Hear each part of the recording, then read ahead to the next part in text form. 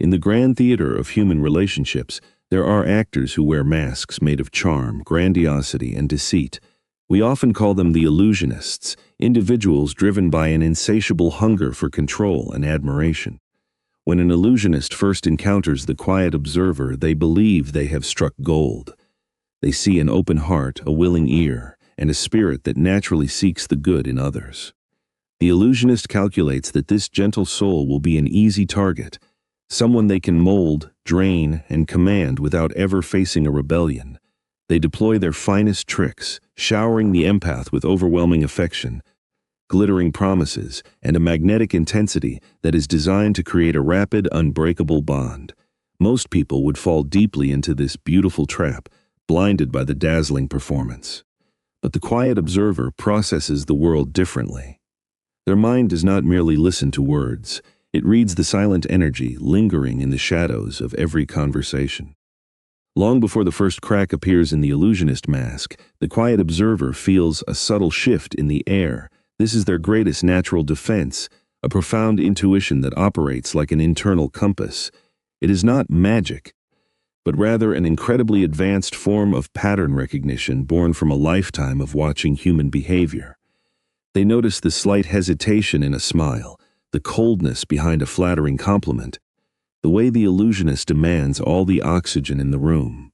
When the grand performance is happening, the intuitive mind takes a step back into the sanctuary of their own thoughts.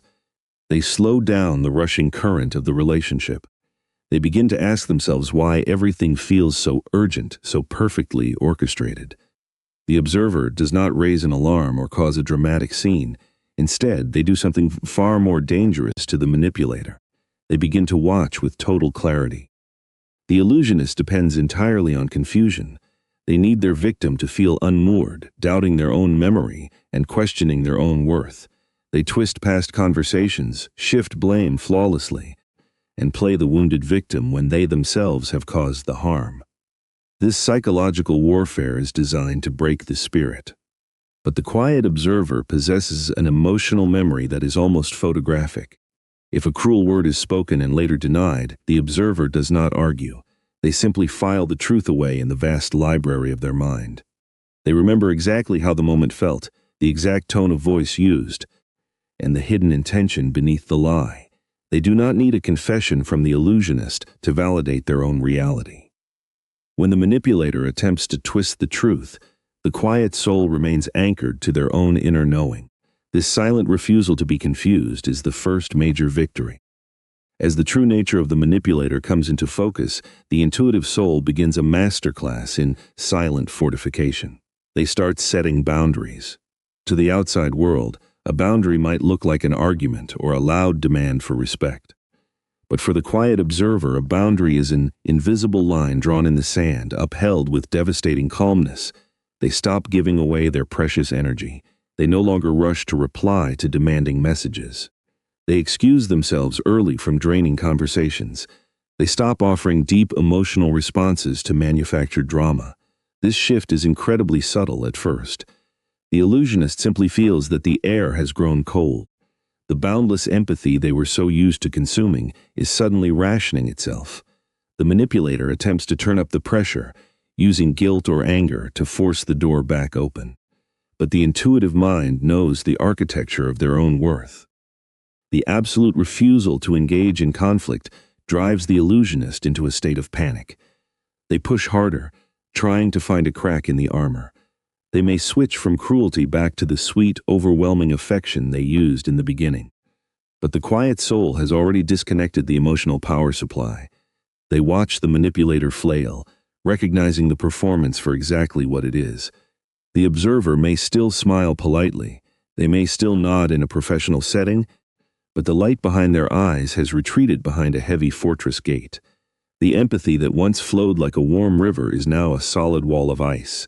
The manipulator realizes with a sinking dread that they can no longer control the narrative. The script they have used successfully on so many others has completely failed. The quiet soul has rewritten the rules of the game simply by refusing to play it. Eventually, there comes a turning point. A moment when the quiet observer realizes that the toxic presence can no longer be managed or tolerated. This leads to one of the most misunderstood and powerful self-preservation tactics in human psychology. It is the absolute severance, the closing of the heavy iron gates.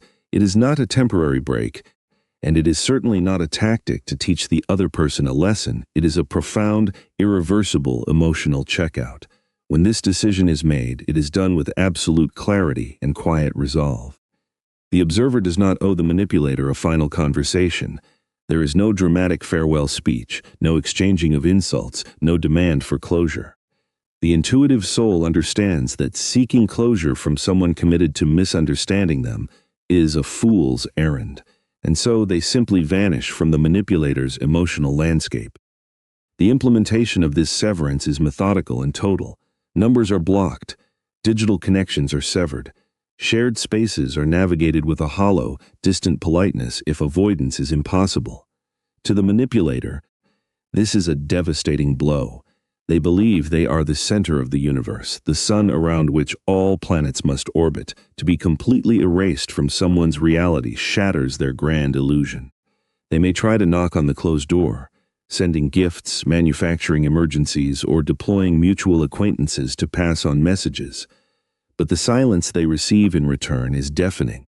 The quiet soul has not just walked away physically, they have severed the ethereal cord that connected them. The love, the concern, the patience that once flowed freely has evaporated. For the manipulator, losing this high-grade emotional fuel is akin to starving. They are left alone in the dark, entirely powerless. But what happens when the quiet soul cannot entirely escape? What if the toxic presence is a family member, a co-parent, or a colleague in a high-stakes environment?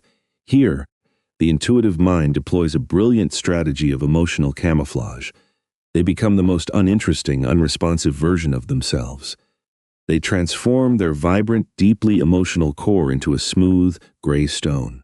When the manipulator attempts to provoke them with a barbed insult or an unfair criticism, the observer offers nothing.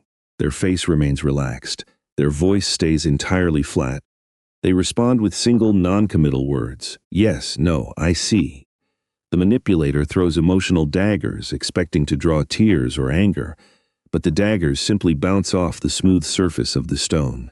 The observer starves the toxic person of the very thing they need to survive, which is a reaction. This method of emotional camouflage is an act of extreme discipline. Inside, the intuitive soul may still feel the sting of injustice. Their heart may be racing, and their natural instinct to defend the truth might be screaming. But they master their own impulses. They understand that to argue with an illusionist is to willingly step into a labyrinth with no exit. By remaining entirely flat and boring, they protect their inner peace. Slowly but surely, the manipulator grows exhausted. They realize that trying to extract a reaction from the observer is like trying to draw water from a dry well. The toxic person eventually loses interest and wanders away, desperately searching for an easier target to feed their ego. The quiet soul has won the war without ever raising their sword. They have conquered the enemy through the sheer, unyielding power of doing absolutely nothing. There is another weapon in the arsenal of the quiet observer, one that is truly breathtaking to witness. It is the tactical use of their deepest gift, their empathy. Empathy is usually a tool for healing, a way to connect and comfort those in pain. But when faced with an illusionist, the intuitive soul can use their profound understanding of human nature to completely disarm them. Manipulators construct massive egos to hide deep, fragile insecurities.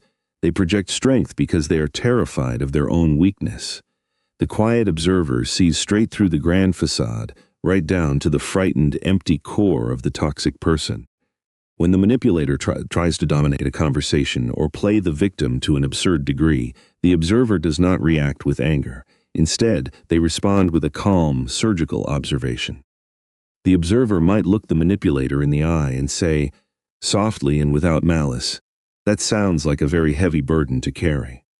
I wonder why you feel the need to prove yourself to everyone in this room." The effect of such a statement is instantaneous and catastrophic for the illusionist. They are prepared for a fight, they are prepared for submission, but they are entirely defenseless against someone who truly sees them. To be perceived so accurately, without anger but with a chilling, detached clarity, strips the manipulator of their power. The mask slips. For a fleeting second, the toxic person feels completely exposed. Naked in the light of the observer's intuition, it is a terrifying experience for someone whose entire life is built on deceit. They quickly realize that their tricks will never work on this person, and they retreat in profound discomfort. The intuitive soul does not do this to heal the manipulator. They have long since accepted that they cannot fix someone who enjoys being broken. This act of radical truth-telling is simply a boundary enforcement mechanism. It is a gentle but firm warning that says, I see exactly who you are, and your spells have no power here. It is an act of ultimate liberation. By refusing to mirror the chaos of the toxic person, the quiet observer remains firmly rooted in their own reality. They become an unshakable tree in the middle of a raging storm. The wind may howl, the rain may lash against the branches, but the roots hold firm in the deep earth. The manipulator is a passing storm, loud and destructive, but ultimately temporary. The observer is the ancient landscape, enduring and permanent. Once the toxic presence has been successfully neutralized, the most beautiful phase of the journey begins. The quiet observer turns all of that intense, brilliant energy inward. They begin a process of profound personal growth. This is the ultimate defeat for the illusionist, who wants their victims to remain small, anxious, and forever doubting their own potential. But the intuitive soul treats the painful experience as a masterclass in human psychology. They take the broken pieces of their trust and forge them into a brilliant armor of self-awareness. They read, they reflect, they spend quiet hours untangling the emotional webs that once trapped them. They ask themselves the hard questions. What wound inside me allowed this person to enter my life? And gently, patiently, they begin to heal that wound. This era of reconstruction is much like the legendary miracle on the Han River, a beautiful metaphor for a spirit that has been devastated but refuses to die. From the ashes of a burned-down city, a magnificent metropolis rises, brighter, stronger, and more unyielding than before. The quiet soul rebuilds their emotional infrastructure. They establish firmer rules for who gets access to their time and their heart. They cultivate a deep, unshakable love for their own company. They learn that their immense empathy is a precious resource, a sacred gift that must be protected, not a commodity to be handed out to those who only wish to consume it. This silent revolution of the self creates a profound change in how the observer moves through the world. Their posture changes. Their voice, though still soft, carries the unbreakable weight of lived experience. The illusionist, observing from a distance, is tortured by this transformation. They see the person they once tried to destroy now thriving in the light. The emotional hooks that used to drag the observer down into the dark no longer have any surface to catch onto. The guilt trips sound like a foreign language.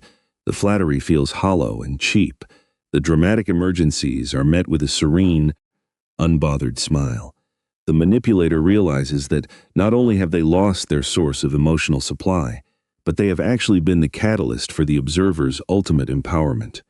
By trying to bury the quiet soul, the illusionist inadvertently planted a seed, and from that seed, a magnificent, deeply rooted tree has grown, one that casts a shadow entirely too large for the manipulator to ever conquer again. We often underestimate the power of the introverted, the deeply feeling, and the fiercely intuitive. Society tells us to be loud, to fight back with equal venom, to scream our truth from the rooftops. But the quiet soul proves that true victory does not require making a single sound. It requires insight. It requires the discipline to master one's own emotions. It requires the profound self-respect to walk away from tables where love is served with poison. The empathic guardian destroys the narcissist by rendering them entirely irrelevant. They take away the audience, they turn off the stage lights, and they leave the illusionist performing their desperate tricks to an empty room. This is not vengeance. It is something much higher, much purer. It is the sacred preservation of one's own soul. If you are someone who carries this quiet, intuitive strength within you, know that your sensitivity is not a liability. It is the very weapon that protects you. You possess a depth of understanding that the shallow manipulators of this world can never comprehend. When you trust your inner voice, when you draw your boundaries with silent grace, and when you commit to your own glorious evolution, you become entirely untouchable. The world may be loud, chaotic, and filled with those who seek to take more than they give, but inside your mind there is a fortress, a sanctuary of peace, wisdom, and quiet power that no toxic force can ever breach. You are the architect of your own reality, and your silence is the most magnificent roar the world will ever know. As we conclude this journey into the architecture of the quiet mind, take a moment to breathe in the peace that comes with true self-awareness. Let your intuition be your guiding star, and let your boundaries be the gentle guardians of your energy. May you walk through life with the calm assurance of someone who knows their own immense worth. Thank you for joining us in this exploration of the human spirit. If you found a reflection of your own journey in these words, may it bring you comfort, strength, and the quiet courage to continue blooming. Protect your peace, honor your profound depth, and always remember that the gentlest souls often leave the most enduring legacy upon the earth. Farewell, and may your path be forever illuminated by your own inner light.